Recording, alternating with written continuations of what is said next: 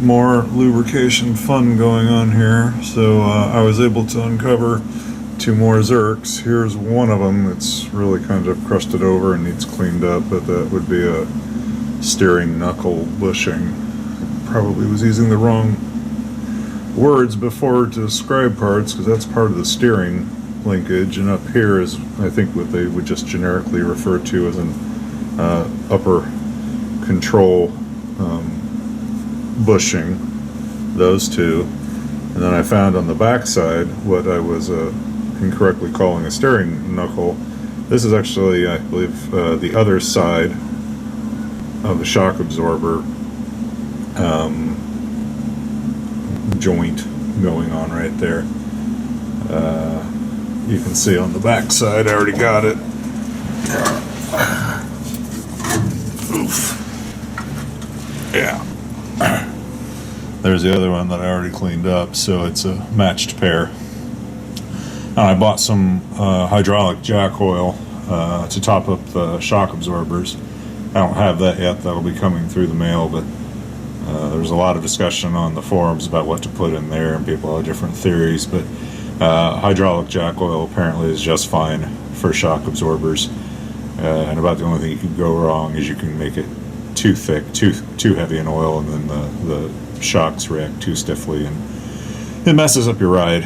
But I'm pretty confident that hydraulic jack oil from all the forums that I saw will be just fine for eventually topping up the shock absorbers and their reservoirs. But anyway, back to this. More scraping and cleaning. Finding these, getting to these Zerks right here. Getting those cleaned up. And then finishing up the shock absorber. And moving on to see if we can find any more lubrication points down here.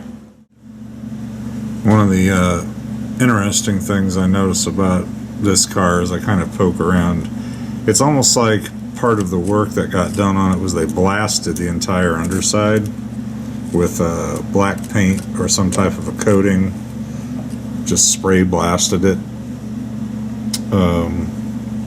to cover rust and everything else. I don't know if that's to protect inner beauty or just to cover up things, but I'm usually having to pick through a bunch of crud like this stuff right here off as I kind of work through the car to get to what I want to. Here, right here, I can see another, here's an upper pivot Zerk, and here's the lower steering knuckle bushing Zerk right there. And I'll have to get up here and clean this guy off, and that'll be the other end of my kind of shock absorber bushing. I think I'm up to, I'll have to do another count here, but we're getting up to a pretty high number of lubrication points on the car. We'll tally it up, but at least they're identical passenger and driver's side here. So keep cleaning and keep greasing. Alright, interesting. I've gone through the chassis here, and there's actually a total of about, well, not about, there's 17 different steering and front suspension Zerks altogether. 3 on the lower control arms, so the other side would be 6. 3 on the steering tie rod ends, and then 2 on each shock absorber, and then an upper and lower bushing on each side as well. Moving down, looks like there's also, just to give my back a break here, there's a distributor shaft that also gets chassis lube, and I believe I found that right here. There it is, that little guy, right there, right off of the distributor. One little Zerk. All right, chassis lube. Okay, there it is. So there's the Zerk for greasing, and right there's the exit point, and the manual says keep going until you have a clean unbroken stream. And boy, I'm glad I did it. There was some very junky looking grease came out of there, but now we got clean stuff coming out. So, looking this battery over here, and I've already checked to see that the battery's full of fluid, and I got some distilled water, and I've topped up to the fill points at the bottom of the wells on each battery, and I have actually already put this battery on a charger previously. I removed the caps on this battery here when I charged it up, and it definitely needed a charge, and I got percolating pretty good there. So I've already tested the fluid in it as well, so we got a good specific gravity. And one of the other peculiar things about this system is, even though, at least in the manual, it says it's a negative ground, the setup on this car, which does start and run and do everything else, is a positive ground. So it's not very clear underneath here, but this is definitely, if you look there, you can see that this is positive terminal on the battery. And you charge it as you would any other battery, with charging positive and black to negative.